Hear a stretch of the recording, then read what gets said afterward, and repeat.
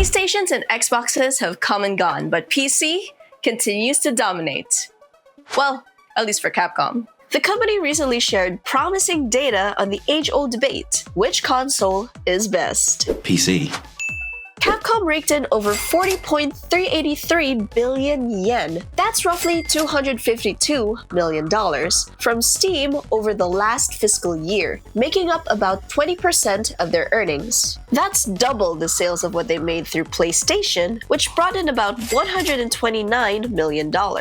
Despite having a rough launch on the PC, Monster Hunter Wilds and series titans like Resident Evil and Devil May Cry have solidified Steam as Capcom's biggest platform. Hell, Devil May Cry 5 hit an all-time high after selling 10 million copies 7 years after its release, thanks to the popularity of the Netflix show. Capcom has proven that the PC market is a valuable asset, saying they will further strengthen their PC development framework. The company attributed its success to the reception of Monster Hunter Wilds, saying, "The technical expertise gained from addressing increasing program complexity and performance challenges in Monster Hunter Wilds will be applied to future title development." While the game still has issues, there has been a significant improvement in performance as Capcom continues to patch the game. It goes to show how serious they are about maximizing their profits on PC. The stats alone should tell you that PC has overtaken the big names as the winner of the proverbial console wars. And this is just Capcom. This is not the first time they have found success in the PC space. It's been reported that 50% of their total game sales came from PC back in March, with the other half consisting of PS5, Xbox, and Nintendo Switch. In fact, Capcom has been in a hot streak, hitting its highest ever annual profits for the 9th year with the release of Resident Evil Requiem. The game has sold over 5 million copies within 5 days after launch. By April, it reached 7 million, making it the fastest-selling game in the series. Requiem's success boosted sales of other Resident Evil games, particularly RE4 and Village. Capcom doubling down on PC releases is doing wonders for them.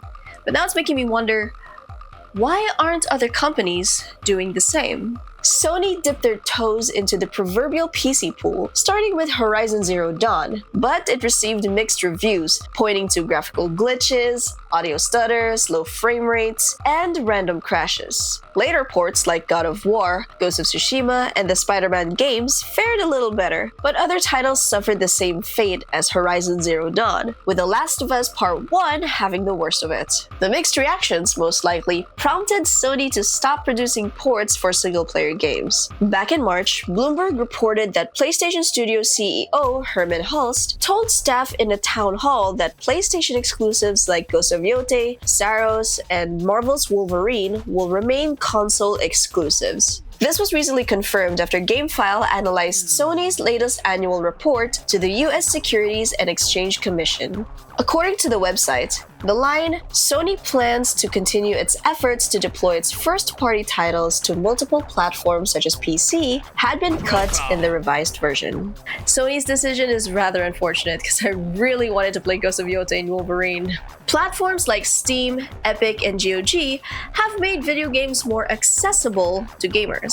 If you have a PC with bare minimum specs, you can play, but it has its caveats. 1. The birth of digital distribution eventually led to dwindling numbers of physical media. 2. You don't technically own what you paid for. It's not tangible, and God forbid the internet collapses. It's just gone. According to Circana analyst Matt Piscatella, the US was hit with an all-time low last year. Based on his findings back in March, gamers spent $1.5 billion on physical games, with data tracked since 1995. Peak spending was at $11.6 billion in 2008, and the numbers have declined since, according to Piscatella. On the bright side, Piscatella added that while the decline is slowed, it's mostly because we're nearing the bottom, and the launch of the Switch 2 helped stabilize it. All this tells us that, as much as I don't like it either, digital is the way to go. It's accessible and, in theory, would cost less to produce basic physical media and special editions. In recent reports, Nintendo aims to cut the prices of digital Switch 2 games compared to its physical counterparts. We got a bit of good news, but unfortunately, the hits keep on coming. It's already common knowledge that PC components have significantly spiked with the rise of AI, and companies have no choice but to increase the prices of consoles to keep up with the production and demand. Nintendo is aiming to increase prices for the Switch 2 and its accessories in September, and in May, Sony implemented a massive region-wide increase for PS5 consoles and accessories by $100. So, this is my long-winded way of saying gaming is expensive.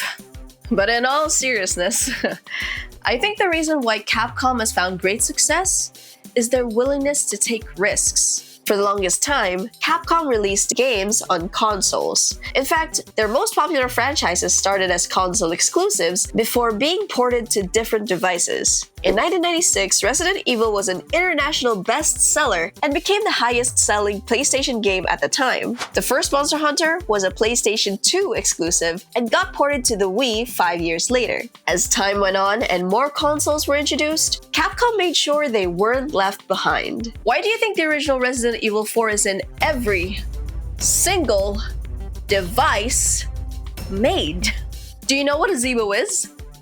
I don't know either, but it got ported there. Capcom put a household title on a relatively unknown platform, and while that console eventually faded into obscurity, the fact that they did it is pretty bold in my opinion. They really made sure they were everywhere. However, what separates Capcom from PlayStation, Nintendo, and Xbox is that these companies prioritize console sales. That's why they can afford to take risks, and in their cases, they make games that would be compatible with the devices they sell. Sony took a risk, but unfortunately, the results didn't align with their goal to sell more PS5s. But how can you sell PS5s if you don't have games to play? That's a whole other conversation.